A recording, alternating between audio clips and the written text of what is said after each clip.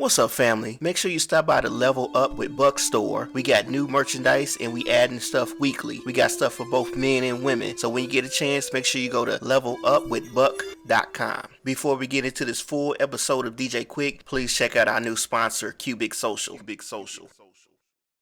Y'all ready to get dirty? Y'all really want to get X-rated? Bottoms drop. 314, stand up and be accounted for. DJ Quik is one of my favorite artists. He had a song back in the 90s called Jus Lyke Compton. I wanted to talk a little bit about the verse that he referenced St. Louis in. We had official shows, so me and Second and High C, AMG, we get on these planes. We go to Oakland, then we go to St. Louis, and then I couldn't believe these people knew what was up on my record. Released as a single off Quik's second album, Way Too Funky, Jus Lyke Compton ruefully described the gang violence Quik had seen at shows across the country. Finally got a chance to leave the CPT, off to other cities to trip, about the places that I've been to and the things that I've been through. He wrote, about his experiences, being famous, going on the road to different cities, and gave us a visual picture on it. It kind of showed the dark side of what was going on in these towns with gangs. Like, I didn't know, we thought gang was just an LA thing, but it wasn't.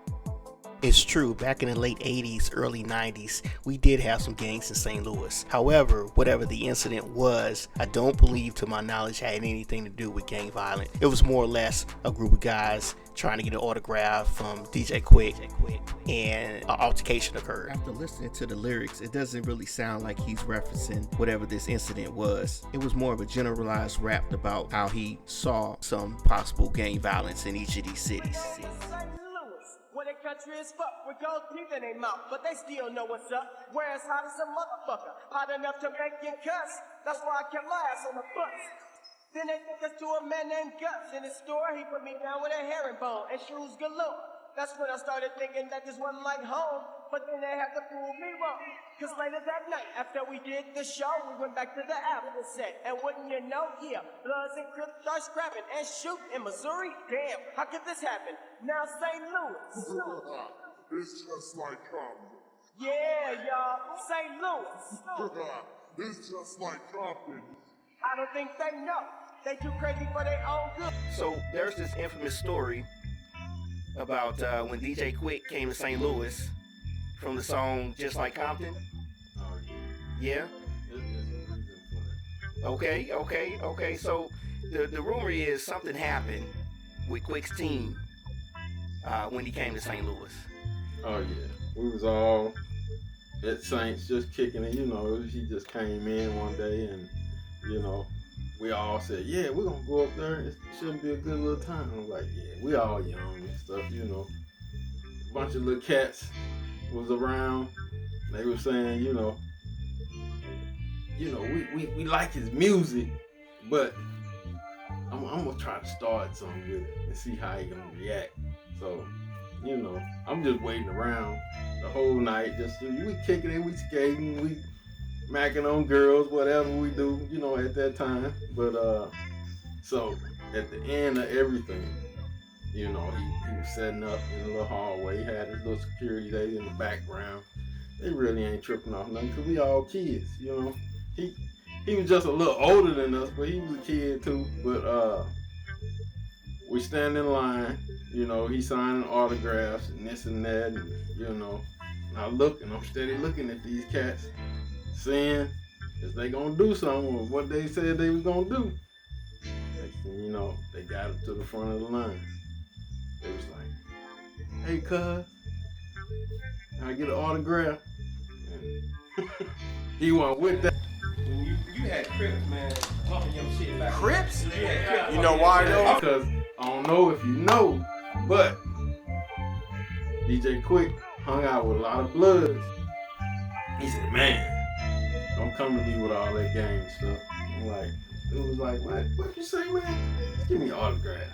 They signed the paper, gave him his autograph. Next thing you know, he just threw the paper back in his face and flipped the table over on him Next thing you know, everybody swinging and punching and stuff. Then after they got their little licks in, they ran out. I was like, oh no. So allegedly, this is what happened when Quik came to St. Louis back in the 90s, which possibly gave him the idea to throw St. Louis in Jus Lyke Compton, which we appreciate. Again, like I said before, DJ Quik is one of my all-time favorite artists. He's very talented. He's always welcome. And of course, he's been back to St. Louis plenty of times since the 90s. Matter of fact, the most recent time was back in October 2023, performing alongside some other greats. So let me know what you think down in the comments. Give me your thoughts on DJ Quik. Do you like some of his music? Do you like some of his raps? Do you like him as an artist? Let me know. Leave your favorite song in the comment.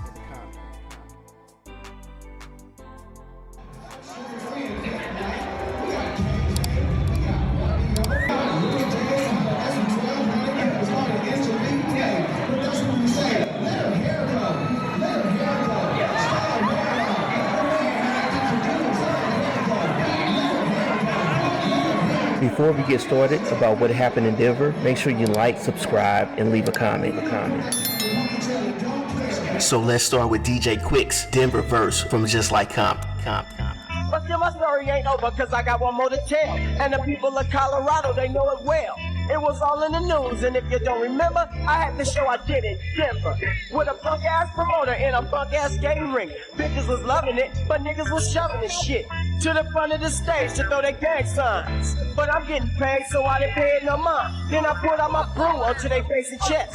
Then they start throwing soda and fucking up my guests. When it was over, 2 niggas need a stick. Got cracked in their jaw for being punk-ass bitches. Now them. It's Jus Lyke Compton. Yeah, y'all, them. They wanna be like Compton. Yeah, and them. They wanna be like Compton. Fuck ass nigga. So here's what we know. On October 13th, 1991, Quik had a show at the Mammoth Event Center. It's better known as the Fillmore Auditorium now. According to reports at the time, gang members in the audience started dissing DJ Quik at the show. So allegedly, Quik responded by throwing gang signs and then a 40-ounce beer bottle back into the crowd, which was tossed at him earlier. So right after that, a fight started.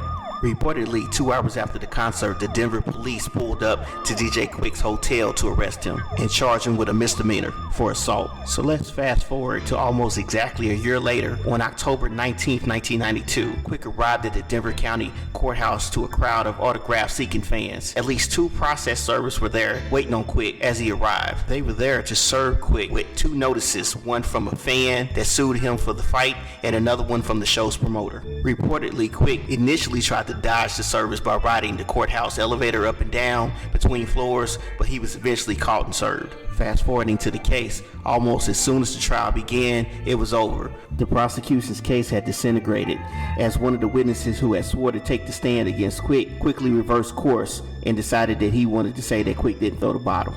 There were also 3 other witnesses that said that Quik didn't throw any bottles as well. So then the judge had no choice but to side with the rapper. So here's what the streets are saying. There's a gentleman that used to be in the Crips that mentioned he and some of his friends went to the DJ Quik concert. They got drunk, they got a little excited and started throwing bottles on the stage, actually throwing bottles at Quik. So that's why Quik supposedly, allegedly responded by throwing the bottles back. Now, one of the bottles that flew back, whether it was from Quik or somebody from his entourage, supposedly hit the gentleman in the face area, which scarred him, and that was part of the reason a lawsuit came because of the scar. Other allegations from the street say that DJ Quik and his entourage actually got beat up by these guys. It's neither here nor there on who actually won the fight or who started the fight. We just know that a fight ensued, and this is part of the story in Denver. So as you can see, we got a couple different stories about what really happened. We got a story about a court case, and we got a story about lawsuits. However, this is what DJ Quik had to say. And I didn't want no parts of it. I stayed with my music, and then got guilty by association for being in the industry, coming from Compton. It was like I was a gangbanger. Like, I'm a DJ, bro. I like getting people together. I like seeing girls and guys dance. You know, was the thing, like, you know, who could throw the coolest house party. You know, before that got dangerous. It's almost like it became to a point where people was mad at you celebrating. Yeah. You know what I mean? They hated a party. Who hates a party? What kind of jealous, envy, weird shit is that? You know? But whatever. You know what I mean? you know, you run up on the wrong dudes, man, niggas, it ain't worth nothing to them. You know, and we all know how that ended. Yeah. But I felt it like something is not right. Something finna go down. I'm gonna ease on back, because it was building. You could just feel it building. Then they start dissing. So you decide on what's factual and what's not, if you want to believe the word from the street or believe the words from the court cases or whatnot. In the end, DJ Quik did come back and apologize and has been back to Denver since for numerous shows. As mentioned before, we love DJ Quik. He deserves his flowers. We look forward to seeing DJ Quik again. And if he hasn't been invited yet to Drink Champs, my suggestion to Nori and DJ EFN is to put DJ Quik on Drink Champs. Hear his story.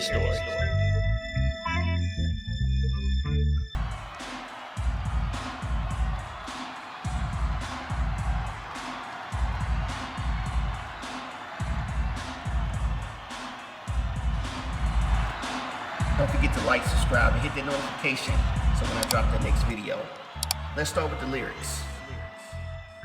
One more time and started failing. When we arrived, I saw red and blue sweatsuits when I'm thinking about horse pooping and cowboy boots. I guess Texas ain't no different from the rest, and San Antonio was just waiting to put us to the test. And before it was over, the shit got deep. A nigga got shot in the face and was dead in the street. Then they came in the club thinking of scrapping. Little did they know that we was packing. Yeah, we was putting them down and scaring the rest. Shit, I even had to wear a bulletproof vest. Now San Antonio.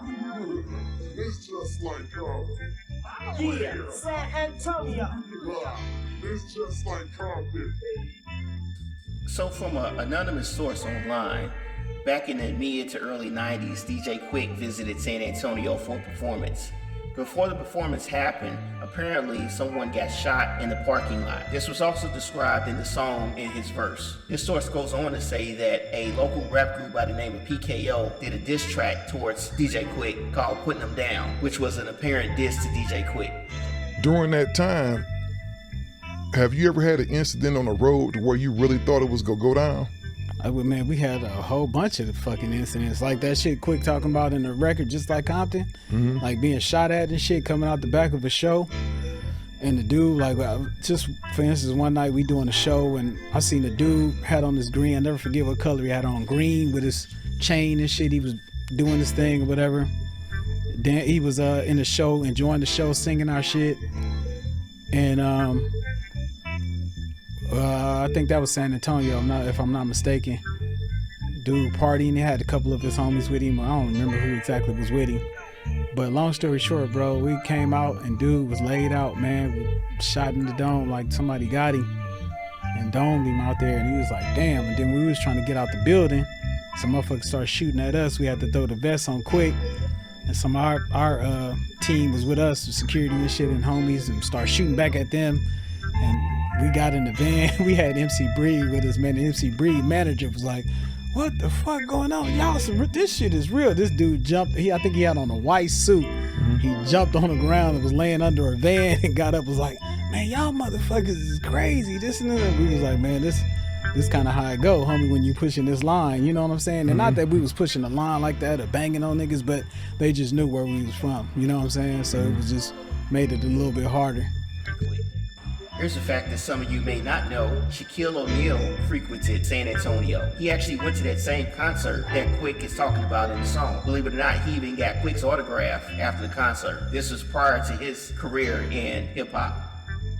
Just from a quick Google search, I pulled up America's Most Complete Artists, a guide to DJ Quik. And within that website, if you scroll down, you'll see where he admits that Shaq was at that particular San Antonio show and even got an autograph afterwards. I think that's cool. You never know who's gonna be at your show, and you never know who's gonna be famous. Now, as mentioned earlier, MC Breed was actually at the same concert. I thought that was funny. However, it wasn't funny when they got possibly attacked or jumped on. In Quik's own words, he woke just like Compton just because of the things that he saw, the life that he experienced in his own neighborhood growing up. So to see somebody murdered outside of a concert or a club in San Antonio, that was tough. Can you imagine them telling MC Breed that this happens at every concert? I don't know if I would want to tour with them if we got to do this every time we go out. So if you haven't already, make sure you go back and watch the St. Louis episode, watch the Denver episode, and thank you for tuning in to the San Antonio episode. DJ Quik is a good artist. He's a good producer. He's been around for a while. We need to keep supporting DJ Quik. As you can see, we love DJ Quik. Although there was a lot of gang activity going on in the mid-'80s, early '90s or whatnot, DJ Quik has grown into an entertainer. So if you got any other information about what actually went down in San Antonio, if you were there, please leave it in the comments, leave your thoughts, and let me know what happened. Also, if you got a favorite DJ Quik song, leave it in the comments. And don't forget to subscribe. Make sure you hit that like and hit that notification.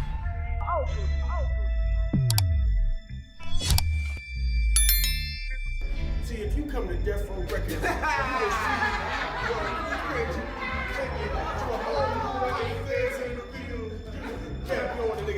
dancing all in the videos. Come to Death Row Records. Please subscribe and like right now. Let me tell you on first hand, we did a show up in Oakland and niggas was kicking up sand. To them, banging ain't nothing new and slanging ain't nothing new. And for every nigga we done shot, they done shot too. Straight doing low since the 60s, before I was born. Families of young niggas move. So I'm just letting you know that if you plan to take a trip to the Bay, keep your hand on your clip because Oakland. It's just like Compton. Yeah, I'm telling y'all Oakland. It's just like Compton. So I wanted to get into this final assessment of Oakland's Just Like Compton. Coming from Compton, Quik quickly realized that other cities were just like Compton. Taking his first tour around the United States, he came to find out that Bloods and Crips had been franchised. In other words, they popped up in different cities. So talking about the city of Oakland, also known as the town, it's one of the most recognizable cities in the Bay Area. It's also divided among 3 sections. The West Oakland, which includes Acorn Projects, Ghost Town, and Dogtown. North Oakland, also called Ice City, and East Oakland, stretching from Funktown to Deep East Oakland 100s. Quik blames the movie Colors and Boys in the Hood for fueling the flames and causing Middle America to claim Rolling 60 Crips and Bloods. During a previous interview, DJ Quik was asked about gang life. He never would have joined the gang if the other neighborhoods hadn't messed with him. He said they used to come over there and go hard on them for nothing. He grew up in it. It's like I didn't start any of it, but I was a victim because of where I lived. I was able to search and find a couple 90s interviews where Quik discussed gang culture in his neighborhood. We all black, you know, just for some stupid reason people choose to make it territorial. I ain't tripping on none of these other, you know, fellas. It's real, you know. If they show me respect, give me that, you can have on blue contacts. Just be real with me and I'll be real with you. It's that simple. And it ain't no set tripping. That's how I started and that's how I'm gonna finish. Now, coming out of Compton, you get a lot of comparisons to that whole gangster rap. The whole gangster rap thing? Yeah. Well, basically because that was like the stuff to write about. You know what I'm saying? It was like, I write about stuff I experienced and every now and then we'd experience that. What about the rumors? The rumors about gang affiliations. Did you say gang? I said gang. I said gang. Gang She affiliation. said gang affiliation. You know what I'm saying? And the whole name being spelt without the C. C. All that. As opposed to, like, not like in the, I won't say the words. But anyway, it's like this. I grew up in a neighborhood called Treetop. And there were Treetop Pyrus there. And if you probably don't know, Pyrus and Crips don't really get along, right? So just a little historical background. The Bloods and the Crips are the main rivals. The Bloods initially formed to provide a Piru Street gang members protect them from the Crips. The robbery started in the 1960s when Washington and the other Crip members attacked Sylvester Scott and Benson Owens, 2 students at a high school. After the incident, Scott formed the Pyrus. While Owens established the West Piru Gang in late 1972, several gangs that felt victimized by the Crips due to their escalating attacks joined the Pyrus to create a new federation called the Non-Crip Gangs that later became known as the Bloods. As a side note, the Black Panther Party for Self-Defense was founded in October 1966 in Oakland. It's rumored that after political and government infiltration into the Black Panther Party, some say that neighborhood gangs like the Crips and Bloods popped up in place of the missing organization and its elders. So aside of the gang culture, DJ Quik is a great rapper and producer. Here's a discography of his albums that he had put out over the years. Look at this list and let me know what you think is the best album. Also, he was in a segment of Everybody Hates Chris, which is one of my favorite shows, and he played as a character in that show. That was pretty funny, so check that out if you haven't had a chance to. So if you haven't, make sure you go back and watch the other episodes, the St. Louis episode, the San Antonio episode, and the Denver episode. Thank you all for joining and subscribing and being part of this conversation. Please remember to leave a comment and let me know other artists you would like to hear about. Please subscribe, hit like, and don't forget to hit your notifications.